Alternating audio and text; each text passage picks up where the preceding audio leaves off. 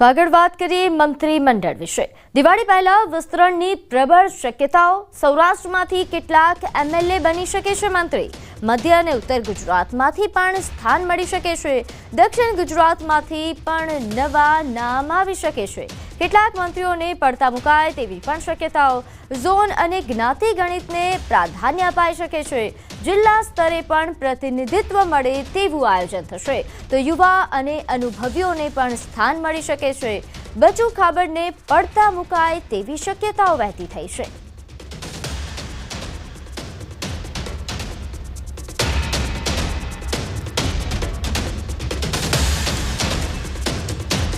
ત્યારે હાલ વધુ વિગત સાથે મારી સાથે સંવાદદાતા ગીતા જોડાઈ ગયા છે। ગીતા, દિવાળી પહેલા વિસ્તરણની પ્રબળ શક્યતાઓ વ્યક્ત કરવામાં આવી રહી છે। કોની દિવાળી સુધરશે, શું લાગે છે?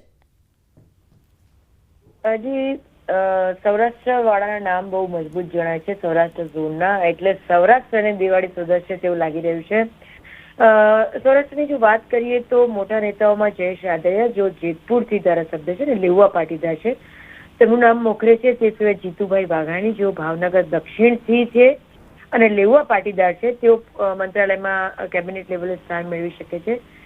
તે ઉપરાંત જંબુનાથ ટુંડિયા, જેઓ ગઢડાથી છે, શેડ્યુલ કાસ્ટના છે। પ્રકાશ વરમોરા, જેઓ ધાંગધ્રા છે, ઉદ્યોગપતિ છે, ધાંગધ્રાના છે, ઉદ્યોગપતિ છે અને પાટીદાર છે, તેને નવા ચહેરા તરીકે સ્થાન મળી શકે તેમ છે।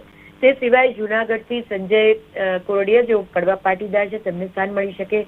જો પરસોત્તમ સોલંકીને પડતા મુકાય તો હીરાબાઈ સોલંકીને સ્થાન મળી શકે, જેઓ કોળી સમાજનું પ્રતિનિધિત્વ કરે છે। રાજુલાથી છે, ઓબીસી સમાજના છે। એ સિવાય કોંગ્રેસમાંથી ભાજપમાં આવેલા પોરબંદરના અર્જુન મોઢવાડિયા, જેઓ મેર સમાજનું પ્રતિનિધિત્વ કરે છે, તેમને સ્થાન મળી શકે છે। સૌથી મહત્વનું નામ જામનગરના રીવાબાનું છે। ક્રિકેટરના પત્ની છે રીવાબા જાડેજા, ક્ષત્રિય આગેવાન છે। જામનગરની સીટ પરથી તેઓ ધારાસભ્ય છે। રીવા જાડેજા આ સીટ પર મંત્રી પદે આવી શકે છે, મહિલા મંત્રી તરીકે। મધ્ય ગુજરાતની વાત કરીએ, સૌરાષ્ટ્રની વાત પૂરી થઈ। મધ્ય ગુજરાતની વાત કરીએ તો નિમિષા સુથાર, અર્જુનસિંહ ચૌહાણ ના નામો મોખરે છે। બ્રાહ્મણ સમાજની જો વાત કરીએ તો અમદાવાદમાં વેજલપુર સીટથી અમિત ઠાકર, અમદાવાદ સીટથી અમૂલ ભટ્ટના નામો મોખરે છે। એ સિવાય અમદાવાદની વાત કરીએ મધ્ય ગુજરાતમાં તો દર્શનાબેન વાઘેલા, જેઓ અસારવાથી છે, એસસી સીટ પર છે, તેઓની પણ સંભાવના છે। દક્ષિણ ગુજરાતની જો વાત કરીએ તો દર્શન દેશમુખ, જેઓ નર્મદાથી છે, એસટી સમાજનું એટલે કે આદિવાસી સમાજનું પ્રતિનિધિત્વ કરે છે। નરેશ પટેલ, જેઓ ગણદેવીથી છે, તેઓ પણ આદિવાસી સમાજનું પ્રતિનિધિત્વ કરે છે, તેઓની સંભાવના છે। સંગીતા પાટીલ, જેઓ લીંબા સુરત સીટ ઉપરથી છે અને ઓબીસી સમાજનું પ્રતિનિધિત્વ કરે છે, તેઓનો પણ નવા ચહેરા તરીકે સમાવેશ મંત્રીમંડળમાં થઈ શકે તેવી સંભાવના છે। ઉત્તર ગુજરાતમાંથી પણ મોટા ફેરફારના સંકેત છે। હાલના જે વિધાનસભાના અધ્યક્ષ છે શંકરભાઈ ચૌધરી, તેઓનું પણ નામ આવી રહ્યું છે। રમણલાલ વોરા, જેઓ પૂર્વ અધ્યક્ષ હતા અને હાલ ઈડરથી છે ને એસસી સમાજનું પ્રતિનિધિત્વ કરે છે, તેમની પણ નામની ચર્ચા છે। પણ સૌથી મજબૂત નામ તરીકે જેએસ પટેલ, જેઓ માણસાથી છે, કડવા પાટીદાર છે, તેઓની સંભાવના પ્રબળ જણાઈ રહી છે। તેઓ ઉદ્યોગપતિ પણ છે, તેઓની સંભાવના પ્રબળ જણાઈ રહી છે। તે સિવાય હિંમતનગરથી વીડી ઝાલા, સ્વરૂપજી ઠાકોર, અલ્પેશ ઠાકોર, જેઓ ગાંધીનગર ઉત્તરથી છે, અને જો બલવંતસિંહને પડતા મુકાય તો સીજે ચાવડાની પણ સંભાવના છે, જેઓ કોંગ્રેસમાંથી ભાજપમાં આવેલા છે અને વિજાપુર સીટથી જીતેલા છે। સીજે ચાવડા પણ દાવેદાર માની શકાય। આમ સૂત્રોના મત મુજબ બે મહિલા નેતાઓના નામ ઓલમોસ્ટ નક્કી છે। તે સિવાય કેટલાક પૂર્વ કોંગ્રેસી નેતાઓને પણ સ્થાન આપવાની વિચારણા છે, જેઓ છેલ્લા કેટલાક વર્ષોમાં ભાજપમાંથી કોંગ્રેસમાં કોંગ્રેસમાંથી ભાજપમાં જોડાયા છે। બીજી તરફ હાલના લગભગ 5 મંત્રીઓને જ પુનઃસ્થાન નવી કેબિનેટમાં મળવાની શક્યતા છે।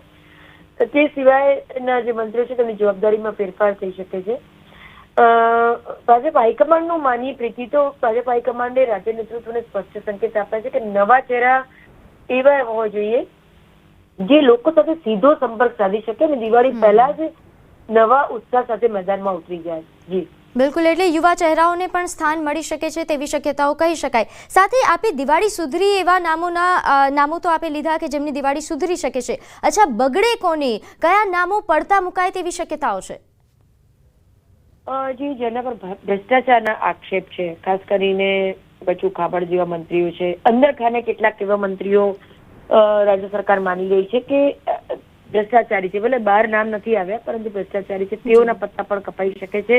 સાથે સાથે જેઓની તબિયત હમણાં ઘણા સમયથી નરમ ગરમ રહેતી હતી અને જેઓ બહુ ખાસ એક્ટિવ નથી ફિઝિકલી પણ પ્રજા વચ્ચે જવામાં, એવા મંત્રીઓ પણ પત્તા કપાઈ શકે છે. આવા નામોની વાત જો કરીએ તો બચુભાઈ ખાબડ, ભીખુસિંહ પરમાર, રાઘવજી પટેલ જેવા નામો સામે આવી રહ્યા છે. જી આભાર માહિતી આપવા બદલ. તો હાલ જોઈતી સંવાદદાતાએ જણાવ્યું કે ઘણા એવા નામો છે, ખાસ કરીને યુવા અને મહિલા ચહેરાઓ આ વખતે મંત્રીમંડળમાં સ્થાન પામે તેવા પ્રકારની પ્રબળ શક્યતાઓ છે. દિવાળી પહેલા વિસ્તરણની પ્રબળ શક્યતાઓ વ્યક્ત થઈ રહી છે. થોડા સમયમાં મંત્રીમંડળના વિસ્તરણને લઈને મોટા સમાચાર આવી શકે છે.